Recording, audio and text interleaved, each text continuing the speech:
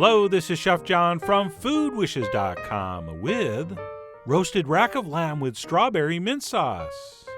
That's right, welcome to my latest experiment for new things to do with Easter lamb. And this time I decided to try a sauce featuring everybody's favorite spring fruit, strawberries.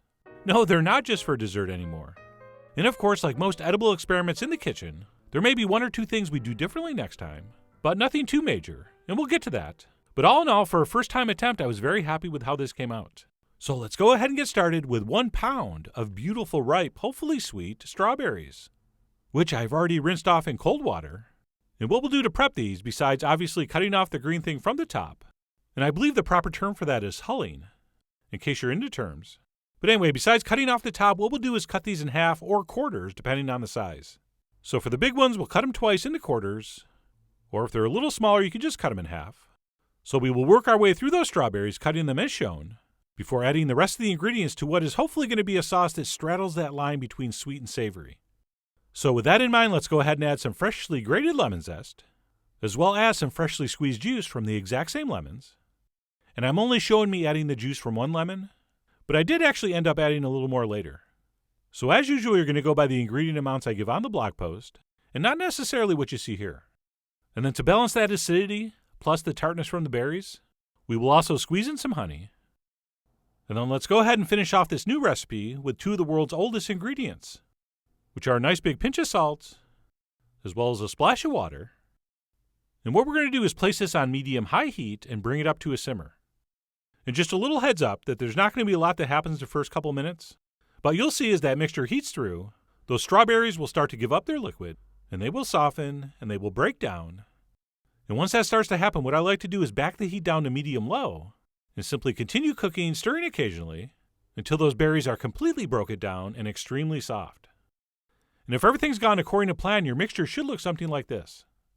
Then what we'll do once that's been accomplished is turn off the heat and pass this mixture through a fine mesh strainer. And as I say every time, this step is always optional. But the theory here for doing it is that all that beautiful strawberry goodness kind of goes through the screen, leaving behind the less delicious seeds and fibrous bits. And you're probably thinking, isn't that the part that's good for you? Yes, but here nobody cares. Do not confuse this with some weeknight kale salad. Okay, this is a sauce for like Easter Sunday, or some other momentous occasion. So we're not really going to worry about that. So I just keep stirring and pressing with the spatula until one of 2 things happens.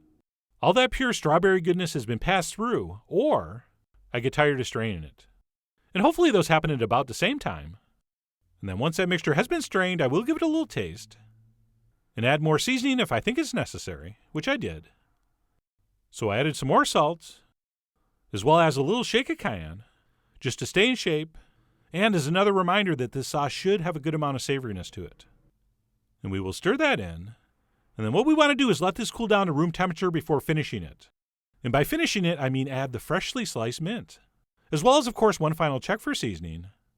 And the reason we let this cool down first is I was hoping that would help the mint retain that fresh flavor, as well as bright, gorgeous color.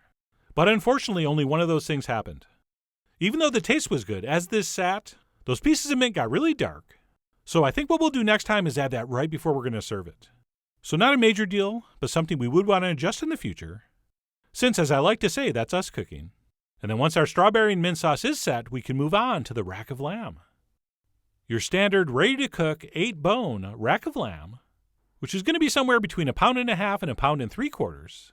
And if your butcher doesn't already sell them like this, tell them you want it fully trimmed. They'll know what you're talking about. If not, show them this video. And what we're going to do is roast this on a foil-lined baking sheet, but not before generously seasoning it with kosher salt, freshly ground black pepper, and a little cayenne. And by the way, it only took me 8 years to figure out if I added those all together. I could save a lot of time filming this part.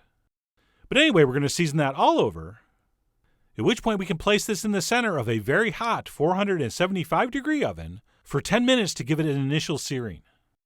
And what I'm showing you here is an alternative to our usual method for rack of lamb. The differences I will explain in full detail on the blog post. But basically with this method, we sear it first before building our crumb crust, which by the way is usually just Dijon mustard and buttered breadcrumbs.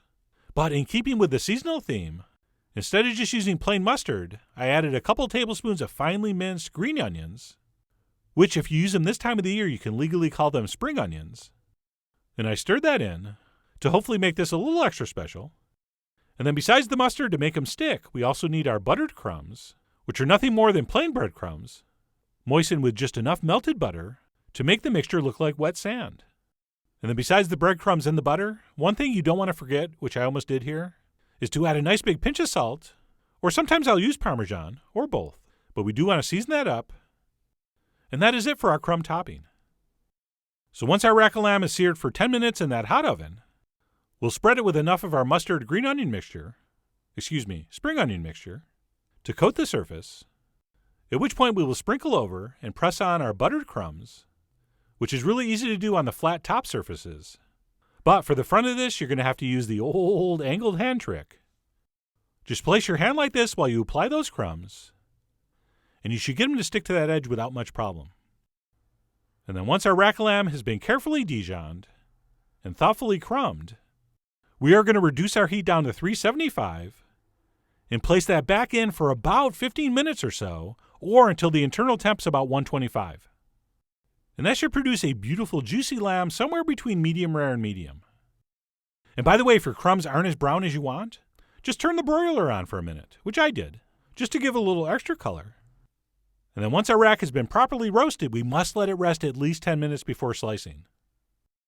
If you don't, all our juices are going to run out when we cut it, which could very well lead to sadness and disappointment. So let it sit for at least 10 minutes before slicing in. And if you haven't done this before, it's pretty easy. Simply don't cut into the bone. Cut between the bones. And theoretically, that knife should go right through. And then let's go ahead and cut that piece in half, because I'm going to do 2 ribs per serving. And using this method and the suggested internal temp, you should be looking at some beautiful, hot, juicy pink meat. Oops, wrong side. There we go. In fact, let's get a close-up so we can see it a little better. Come on, that looks pretty good. And for me, that is the perfect degree of doneness. So we'll go ahead and cut up our lamb and serve either 2 or 4 chops over a nice pool of our recently completed strawberry mint sauce. And again, you can see here why we're going to add the mint right at the last second next time. Because while that doesn't look exactly terrible, I think it would look significantly better if those mint leaves were still bright green. But anyway, we'll place down our juicy and perfectly pink lamb next to some equally gorgeous baby cauliflower. And then I'm usually not a big garnish with a sprig of mint guy, but here, of course, that's totally appropriate. And that's it. Our roasted rack of spring lamb with strawberry mint sauce is done, and looking almost absolutely beautiful. So let me go ahead and cut in here and see how we did. And I always feel like I have to mention once in a while, when the camera's off, I actually am pretty good at eating, because that was supposed to turn crust side up. But it didn't. That's okay. I still somehow, some way got it up to my mouth. And besides the already complained about color of the mint issue, for a first-time experiment, I was really happy with how this came out. I mean, it's no newsflash that a fruity, mint-based sauce would be good with roast lamb. But because strawberries have that kind of unique tartness to them, I thought they worked particularly well here. Especially when you bring in the acidity from that green onion mustard mixture we used to hold on the breadcrumbs. I thought it was just all a beautiful combo. And of course, it might be obvious, but I'll mention it anyway. Even if you're planning on doing another cut of lamb, like a roast leg of lamb, this sauce still would work great, I think. But of course, that's up to you. You guys are the Marys of your little lamb. But regardless of what you actually serve this with, I really do hope you give it a try soon. So head over to foodwishes.com for all the ingredient amounts and more info as usual. And as always, enjoy.